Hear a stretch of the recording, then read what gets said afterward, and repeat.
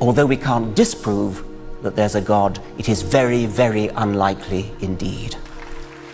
I did my debate with Dawkins, the big one in Alabama, 14 years ago, something like that. I still hear from people who got converted watching it.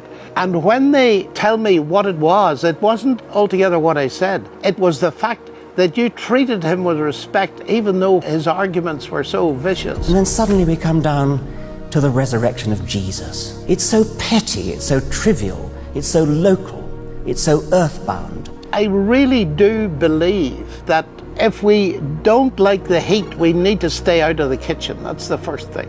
But secondly, the world watches attitude just as much as it watches content. In response to the video you just watched, we are going to do three things. First, we're going to encourage theists to be more like John Lennox, who wins people not just by his arguments, but by his Christian attitude.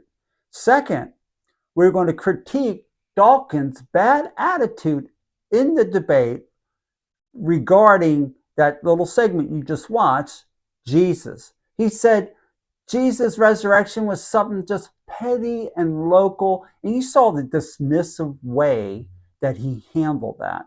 We're going to critique that. And three, we're going to let Richard tell you in what sense he is a Christian, believe it or not. Hi, my name is Todd, and welcome to Mission Millennial Z Alpha Generations, where we share the other side of the creation story with today's youth.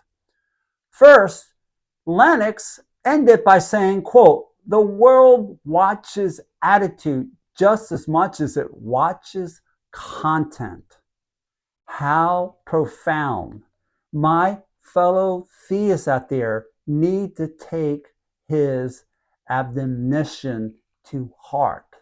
Paul said, "Some preach Christ out of selfish ambition and vain conceit. Others do so out of love."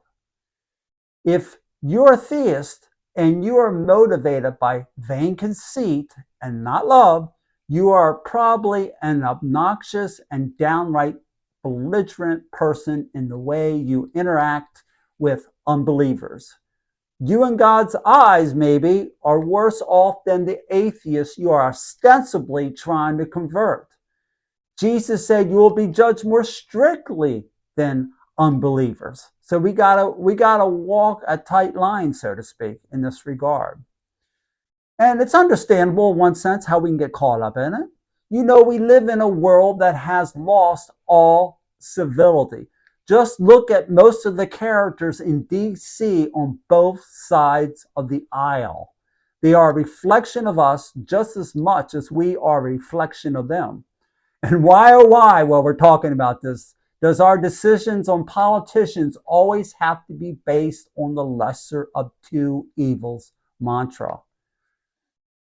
Any need to avoid the rancor? We all need to avoid the rancor that permeates society.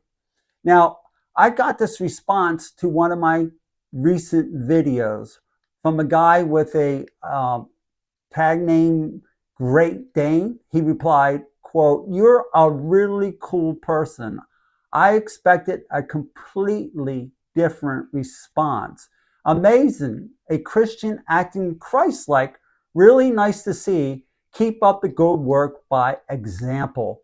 Now, I'm not bringing this up to draw attention to myself. I'm trying to draw attention to the fact that this guy doesn't see people acting halfway decent like I was too much on the internet, even coming from Christians where you would expect it the most, right?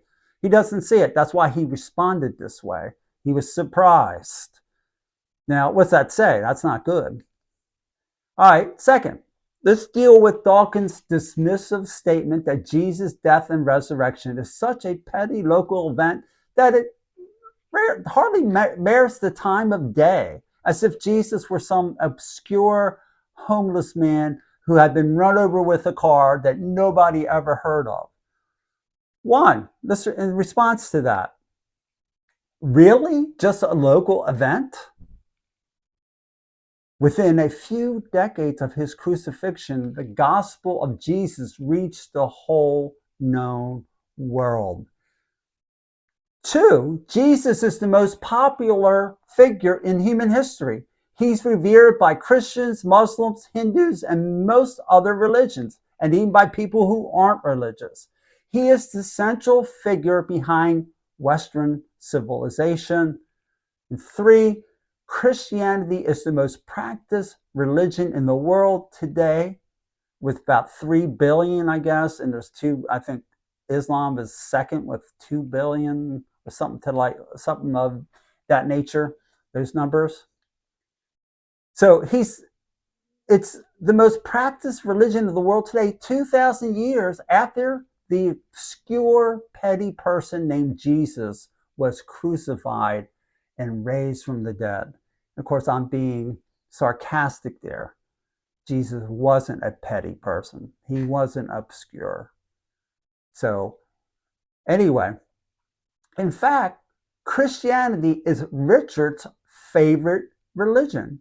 You see, Richard is a cultural Christian who likes singing Christmas carols, which of course, those Christmas carols are all about the petty local person named, you guessed it, Jesus. All right, so let's watch Richard as he talks about his cultural Christianity, and we'll end with this. Well, I must say I was slightly horrified to hear that Ramadan is being promoted instead. I do think that we are culturally a Christian country. I call myself a cultural Christian. I'm not a believer, but there's a distinction between being a believing Christian and being a cultural Christian. And so, I love hymns and Christmas carols, and I sort of feel at home in the Christian ethos. I feel that we are a Christian country in that sense. It's true that statistically the number of people who actually believe in Christianity is going down, and I'm happy with that. But I would not be happy if, for example, we lost all our cathedrals and our beautiful parish churches. So I count myself a cultural Christian. I think it would matter if we substituted any alternative religion. That would be truly dreadful. Well, which brings me to my supplementary point, which is that, as we know, church attendance is plummeting, but the erection of mosques across Europe, I think 6,000 are under construction, and there are many more, are being planned. So do you regard that as a problem? Do you think that matters? Yes, I do, really. I have to choose my words carefully. If I had to choose between Christianity and Islam, I choose Christianity every single time. Every single time. So he has a high regard for Christianity, which there wouldn't be any Christianity if it weren't for that obscure person, who is not obscure obviously, but that person named Jesus. Now, I'm glad you're able to watch this. I hope you got some benefit from it. And what we're going to do, we're going to put the Lennox versus Dawkins debate, the link to that, in the comments section, in the description. And you should watch it. It's a really, it's a fairly good debate. So I wouldn't say it's one of the better debates I've heard, but it's, it's top 10, maybe, the 7 or 8, but it's not like top 1, 2, or 3. If you really want to watch a good debate, you can watch the Craig versus Brigham debate. That's a good one. And anyway, we'll leave it at that. Actually, I'm going to review the Lennox versus Dawkins debate at another time. I'm going to play the whole thing and review it as I go along, and interject things as they speak and correspond with each other. So thank you for watching. If you like this video, hit the like button and subscribe and share this channel with others. We would appreciate it. Bye-bye.